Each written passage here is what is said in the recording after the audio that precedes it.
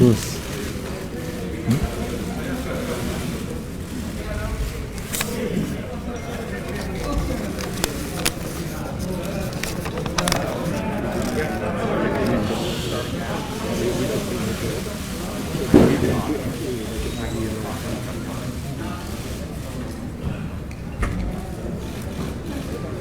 Boleh. Assalamualaikum warahmatullahi wabarakatuh. Salam sejahtera. Terima kasih atas kesudian sudah hadir. Saya harap jaga jarak sosial.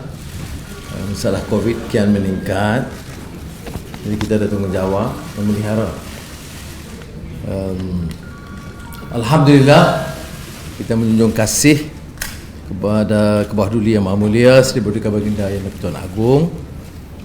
Di atas perkenan Baginda menerima saya menghadap hari ini.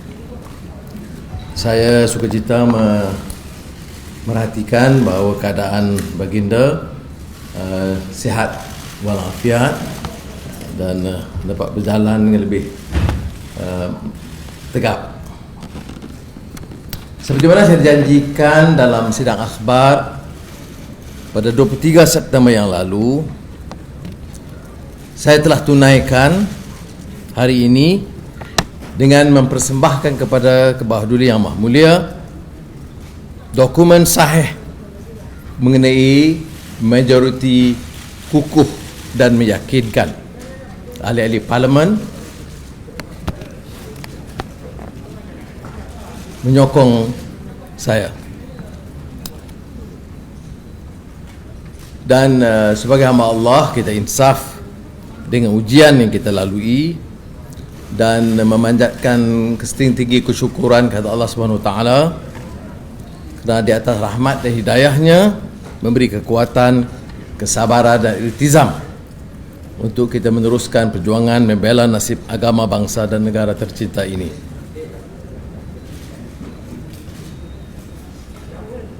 Saya pohon semua pihak memberikan ruang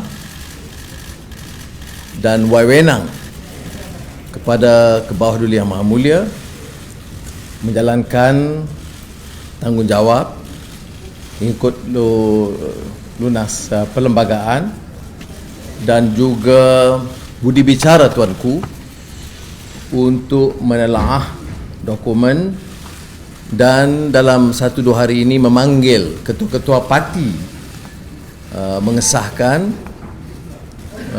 dan juga mendapat input dan pandangan sebaiknya. Oleh itu, soal hari ini bukan soal kemenangan sesiapa atau kekalahan sesiapa, tapi memohon supaya kita dapat tegakkan suatu negara yang maju dan adil, menangani malapetaka COVID-19, dan keduanya memacu pertumbuhan ekonomi yang meyakinkan. Banyak persoalan dibangkitkan tentang kenyataan saya yang lalu yang menyatakan bahawa pentadbiran insya-Allah sekiranya saya pimpin masih tetap majoriti Muslim dan Bumiputera. Tetapi saya ingin tegaskan bahawa jaminan tentang hak semua rakyat warga negara tetap terpelihara.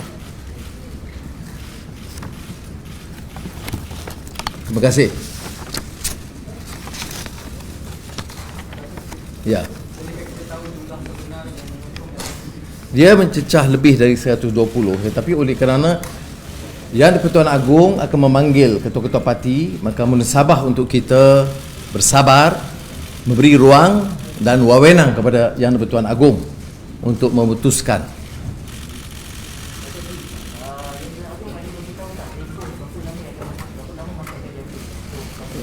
Yang di-Pertuan Agong ada ruang dan discretion.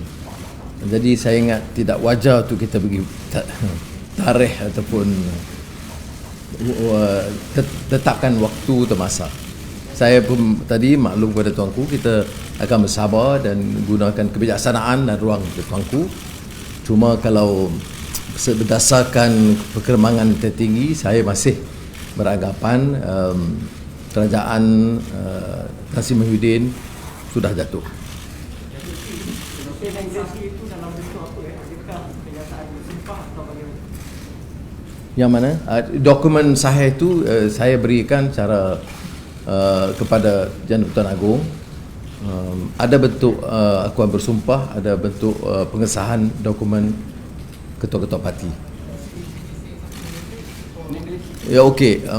Of course, I take this opportunity to express my profound gratitude and appreciation to His Highness Yang Pertuan Agong for granting me an audience and giving me the opportunity to explain and present the relevant documents for his perusal.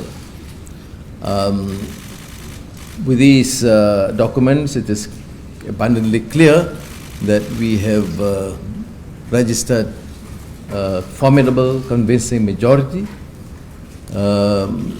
in Parliament, or among parliamentarians. I would appeal to the Malaysians to exercise patience, wisdom, and to allow the King to digest and decide based on the spirit of the Constitution and the discretion of His Highness. Meanwhile, we must also remember that Prime Minister Muhyiddin Yassin has lost his majority and therefore would be appropriate for him to resign.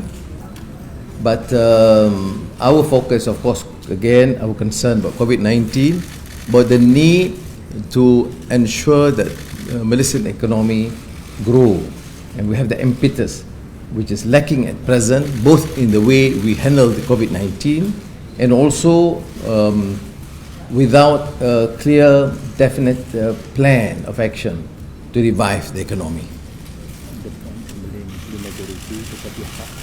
Yeah.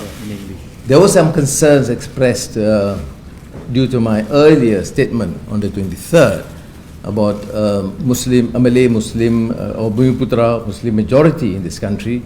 I'm just explaining the circumstances and the dictate of the present. But let me reiterate and categorically assure Malaysians at large that this is Malaysia, and we have to accord right to every single citizen in this country. Yes. The right was concerned that the Meridian thereafter is also the reason why the conditional order was done. So do you have any opinion in that? This is a public health issue and a security issue, and I don't think they should be clouded by political expediency. I'm not making the allegations, I'm just responding to your question. Yes. Did the King assure you that if he can verify that you have this clear, convincing majority, that he would then ask the current Prime Minister to resign? The King is saying he's under no circumstance going to be calling for a snap election, dissolution of Parliament, a snap election. Did he assure you of any of that?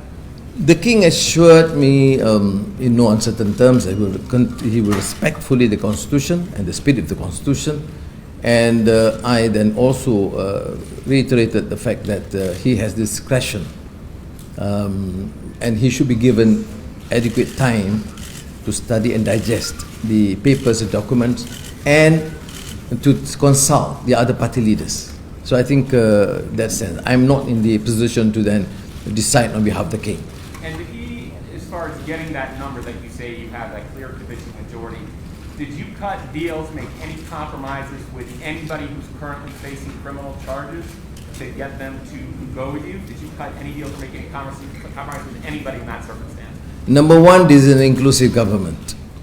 No political, personal vendetta against anyone.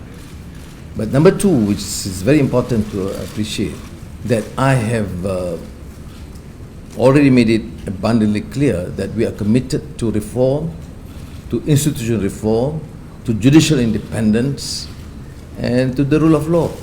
So there's no question about cutting deals with individuals, as alleged by some quarters. It's completely irrelevant and irresponsible. So anybody who's currently facing charges, that's going to stay as is. You didn't cut any deals to help getting those people on your side. No, what I assured them that there is no political vendetta. There is going to be, but you must accept the due process and the rule of law and the independent judiciary and not malicious prosecution as alleged. Mr. Tri, dalam pertemuan tadi dengan yang Dr. Agung, ada kemungkinan berlakunya perkara yang umum dalam tingkat. Itu tidak dibangkitkan. Dr. Sri, have you received any kind of communication perhaps from PM Muhyiddin that you may facilitate, help facilitate a smooth handover? I've sent him an olive branch to say that we can discuss and we can accommodate if whatever deemed necessary. But as of today, there's no response.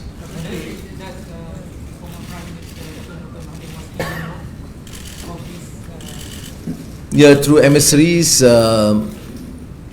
possibly part of it, but I have not had any direct communications with him. Yes. In the meeting with the king, did he tell you what he intends to do next? Maybe meeting with all the party leaders? What is the process now? From now? No, it's quite known the fact that he will consult the other party leaders and therefore he should be given time. We're not pressing him for any prompt decisions. So I think that is what discretionary powers is all about. Baik.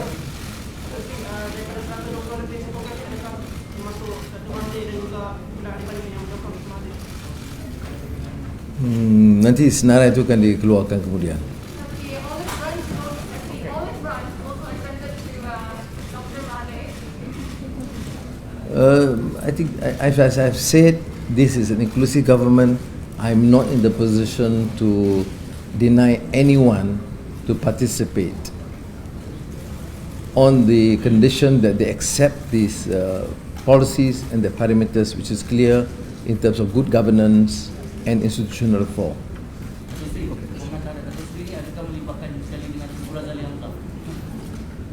Saya sebut di sini ruang ini diberikan kepada semua.